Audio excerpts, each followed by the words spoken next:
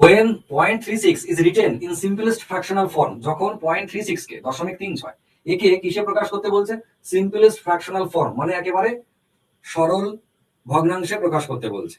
ঠিক আছে, একদম ভগ্নাংশে প্রকাশ করতে বলছে। তারপরে জানতে চাইছে the sum of the numerator and denominator, লব এবং হর। নিউমারেটর মানে লব, ডিনোমিনেটর মানে হর। লব এবং হরের যোগফল কত জানতে চাইছে। তাহলে প্রথমে আমাদের কি কাজ, এই যে 0.36 একে, এটা তো দশমিক ভগ্নাংশ আছে, একে আগে সিম্পল ফ্র্যাকশনাল ফর্মে নিতে বলছে, মানে সামান্য ভগ্নাংশে নিতে বলছে। আমরা কি করতাম, 36/100। তারপরে তার লব এবং হরের যোগফল জানতে চাইছে। এবার এখান থেকে আমরা বলতে পারি লব আর হরের যোগফল হচ্ছে কত, 136। যখনই 136 করে দেব, তখনই এক্সামিনার আমাকে এটা কেটে শূন্য বসিয়ে দেবে। কেন? কারণ ওটা কখনোই 136 নয়। এরপর আমাদের কি করণীয়, এই যে 36/100 এটা কিন্তু ভগ্নাংশ নয়। ভগ্নাংশ মানে যাকে কেটে কুটে সব থেকে ছোট করা যায় সেটাই হচ্ছে ভগ্নাংশ। মানে ওর থেকে আর ছোট হবে না, সব থেকে ছোট হচ্ছে ওইটা। বুঝে গেল? তাহলে যে 36 আর 100 কাটাকাটি করলে কত হবে?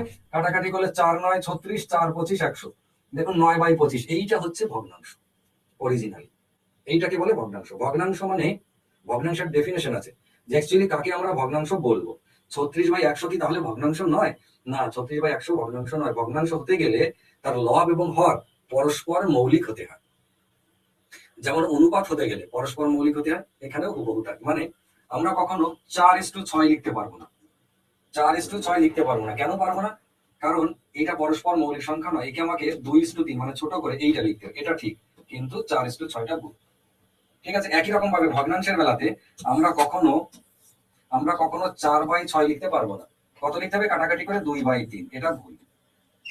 বোঝা গেছে?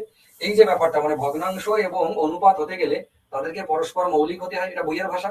আর আমরা গোদা বাংলায় কি বুঝি, কেটে কুটে যাকে আর ছোট করা যাবে না সেইটা হচ্ছে ভগ্নাংশ বা সেইটা হচ্ছে অনুপাত।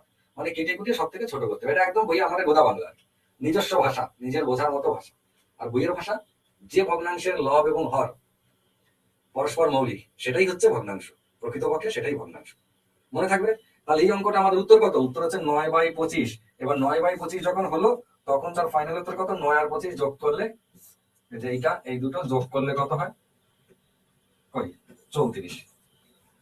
তাহলে ফাইনাল উত্তর অনলি 34। কত? Only 34, option D.